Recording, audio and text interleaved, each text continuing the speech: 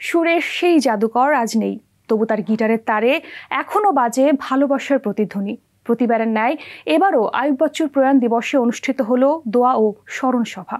সহকর্মীদের চোখে অশ্রু, হৃদয়ে এখনো অনুরণিত তার অমর সুরের ধ্বনি।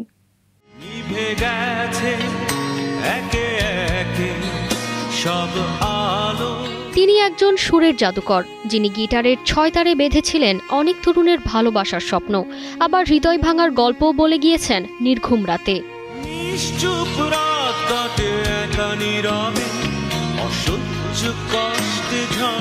আজ থেকে 7 বছর আগে প্রস্থান হয়েছে এই মানুষটির নিথর দেহ, কিন্তু তার সৃষ্টিকর্ম আজও বেঁচে আছে কোটি দর্শকের মাঝে।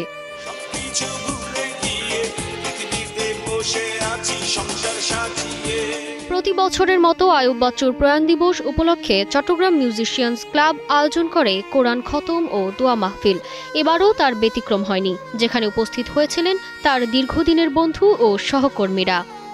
চলে গেছে এই কথাটাই মানতে রাজি না আমি, কারণ এত অল্প বয়সে চলে গেল হঠাৎ করে, এটা আসলে এখন আমি বিশ্বাস করতে পারছি না। কাশবন পিছনে ফেলে ঝিমঝিম শব্দ তুলে 1 সপ্তাহ পর সে সুর করে নিয়ে আসে এবং আমি বাকিটা লিখে দিই। সেটা ছিল তার জীবনের প্রথম সুর করা গান।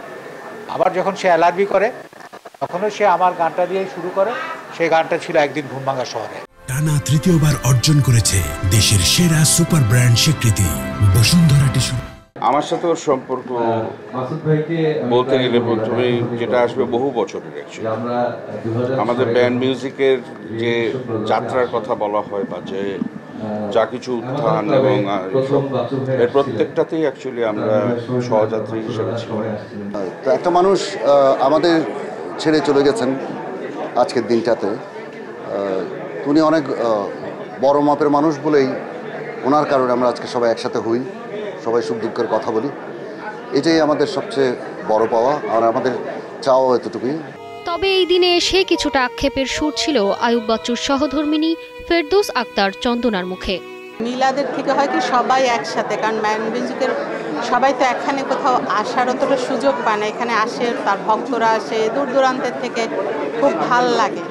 শিল্পীর দেহ প্রস্থান হয়, কিন্তু তিনি বেঁচে থাকে তার কর্মে। আইয়ুব বাচ্চু আমাদের মাঝে বেঁচে থাকবেন তার গান ও সৃষ্টিকর্ম দিয়ে।